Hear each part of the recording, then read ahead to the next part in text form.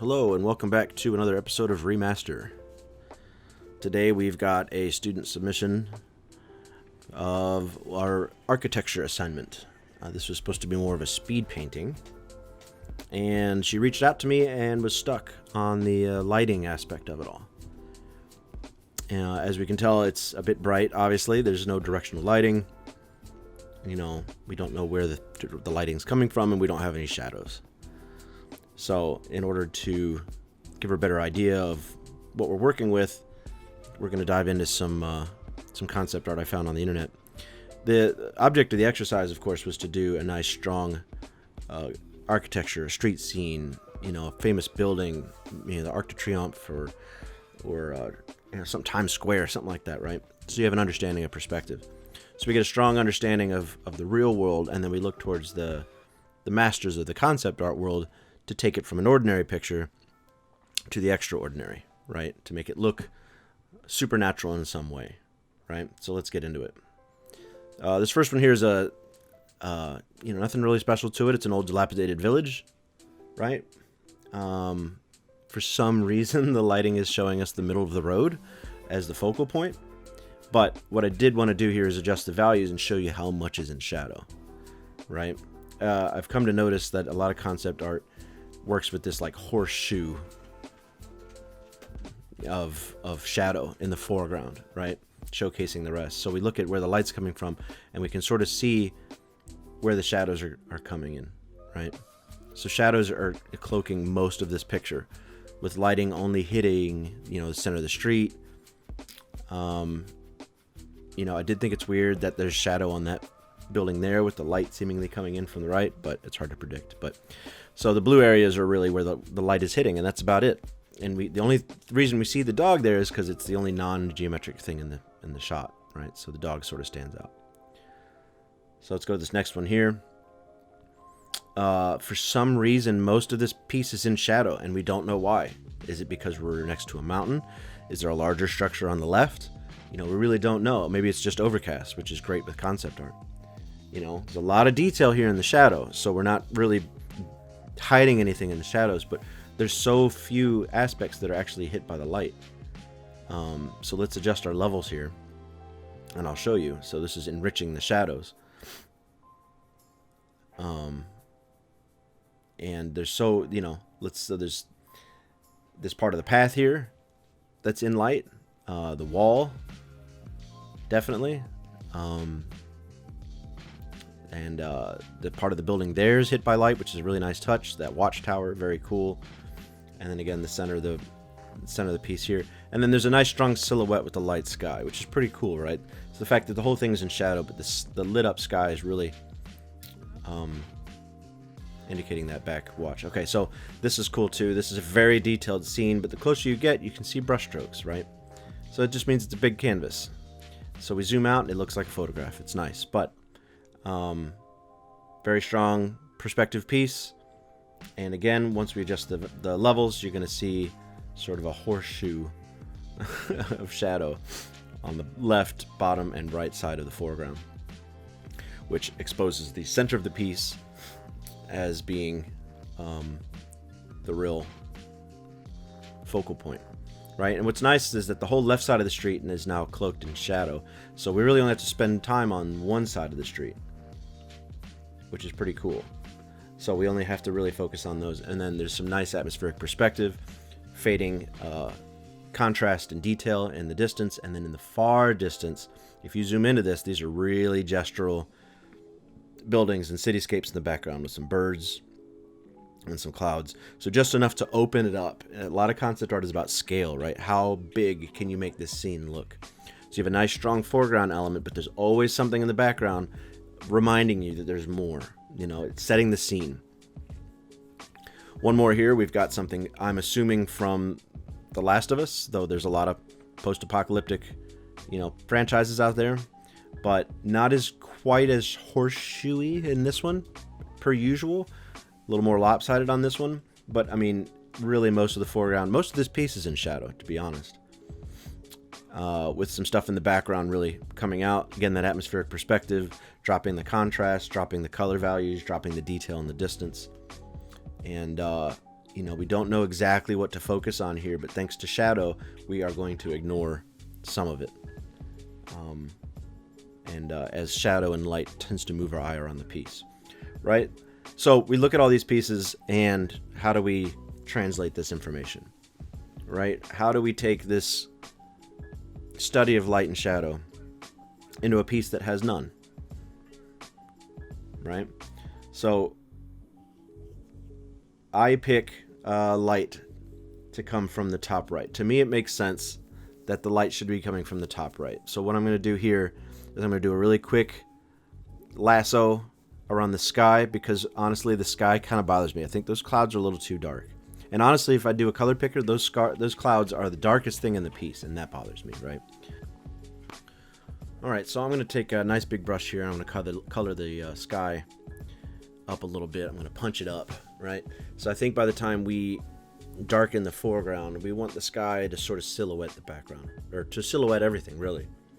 Very often, very infrequently is the sky the darkest part of a scene, you know, unless this foreground really is lit up. If we have a really bright city street, then yeah, the sky will be the darkest part, right? But I don't think that's where we're going to go here. So I'm going to do some pretty heavy cast shadows in the foreground, and we want the sky to sort of, like I said, silhouette what we're working with here. So not a big change there, just a little bit of, you know, a little bit of brightness coming from the point closest to the horizon. Okay. So we're drawing the rule of thirds here.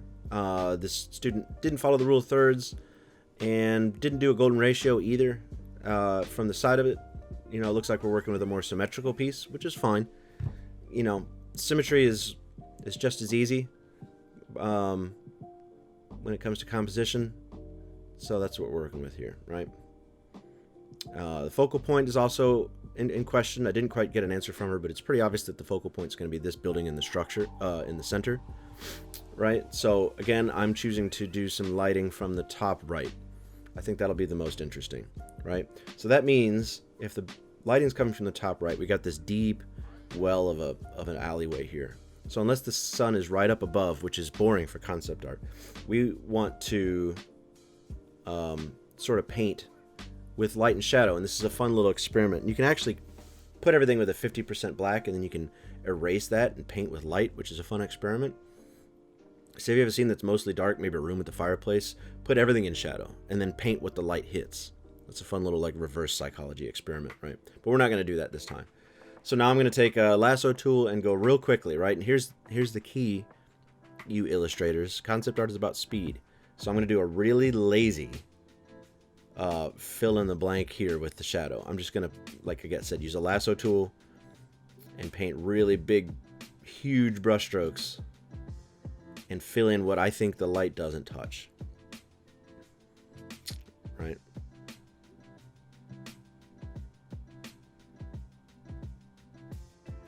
And then with the sun being at the angle it is, of course, it's not going to hit the left side of this building, which creates a nice stab in the light, you know, a nice dark stab. So we're going to have the bottom of this roof, the side angle of the roof, the overhang portion of the roof, right? So that's pretty fun. And then this building, of course, is going to cast a shadow onto the left. Nice, almost straight line casting itself to the left. And then I'm going to dictate that all the buildings on the right are going to be casting shadows as well. So nice, big, heavy cast shadows. So which means the sun's getting a little low, right? Sun's getting a little low, big guy. So, and I think I even pushed this further, where I want the buildings on the right to cast shadows across the entire foreground and start to rise up on the buildings on the left. Yeah, here we go, right? So really low sun, right? So the cast shadows are going all the way up to the other side of the street. So now we've got a similar situation to the piece in the past where we had one side of the street is largely ignored, which gives us the opportunity to really, you know, grind and put some detail on one side of the street as opposed to two. You'll hear it from me and you'll hear it from other people. Concept art isn't about doing a masterful 30-hour illustration. It's about getting a message across quickly. So how many details can you leave out? How fast can you portray? And here I grabbed my canvas by accident. You just saw some behind the scenes of another project I'm working on. So it's about conveying a message quickly and effectively, and not costing your studio hours when your job is to, you know, put an image out. You're not a master illustrator, you're a designer. And that's really interesting when you think about landscapes and architecture and stuff like that. In a city scene, you're designing a scene like a member of a film crew. You know, so many times especially in fantasy and sci-fi, you're not just going to find the perfect scene to shoot a movie. You're designing a set. You know, even in the shows that use, like Starship Troopers, use the LA Convention Center, and a lot of people use film sets, and Battlestar Galactica used parts of city streets that were emptied out, and then they made it look all sci-fi, right? So what is it you're going to do as a designer to make it look not like a normal picture, right? And design it to the next stage. So here I've highlighted in blue the areas that the light is hitting. So now it's time to start maybe spending a little more time on the details. So picking apart things that the light's hitting, right? Actually, I'm going to use a big soft brush here, and I'm going to use overlay, and I'm going to hit this orange light, right? The sun is yellow, so I'm going to hit some yellow light on the spots the sun is hitting. And already this piece is starting to punch up a little bit. Like, and here's a clever trick too, that Feng Zhu suggested as well. It says if you really want a good idea of where your contrast is, your contrast ratio, squint, right? Standing back from your piece like a portrait artist, you know, you walk away from your canvas is one thing, but if you want to start to get a really good impression of how your piece is coming together, you actually squint and you blur the details a little bit. So right here I'm messing with the idea that maybe the street or the water is going to be casting light up onto the building, because I wanted to create a more of a light around the center structure to call attention. I'm not a too big fan of it, so I kind of dulled that effect a little bit. So it's still there, but not quite as much, right? But if you squint, this piece is already looking. All I've done is really cast some shadow and light in the sky, and overlaid some color on the light spots, and this already looks like a crazy amount of different. Look at that. All I've did was add shadow, and this almost starts to look like a real photograph. Again, if you squint. So the process from this point forward is how much further do you grind, right? How many details do you grind? How many hours do you put into it for it to start to look good? And this was me putting about a half hour into it. I put some cast light out of that door on the left there, as if there's some light in it, you know. I did some reflective light from the buildings above, because the student actually wanted water on the street rather than a street. So we've got some reflective light from the buildings above. Put some more detail on the building. You know, I was just scrolling at this point because I wanted to get my message across.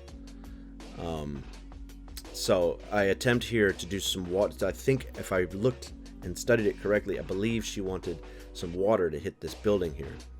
You know, sort of like a bridge. If you look at a bridge in the water, there's always... They usually put a knife's edge on the edge of the building so the water like folds around the structure. It's rarely ever just flat, right? But at this point, the water's hitting the structure, and then, you know, I stop and I go, you know what? I don't know what this looks like enough. So even me, you know, 10,000 hours in or whatever, I'm still going to need some photo reference for that. So I stopped. I backed out. I didn't want to fudge it, make it look bad. So I'd probably have to look at, you know, rushing water on a bridge at night to get a good idea of what I'm working with. Photo reference is the answer, guys, even as a pro. So that's about it, guys. Just got a couple seconds left. I hope you enjoyed this. I really do. I plan on doing more concept art in the future. It is actually an industry I would like to dip my toes into, and even to the point where I might specialize and spend more time on it. If you have any questions or concerns in the comments, I'll try to address them in the next episode. Thank you, Sierra, for your artwork and allowing me to do this. I hope you learned something from it, and everybody else as well. And we will see you guys in the next episode. Take care of yourselves. Bye-bye.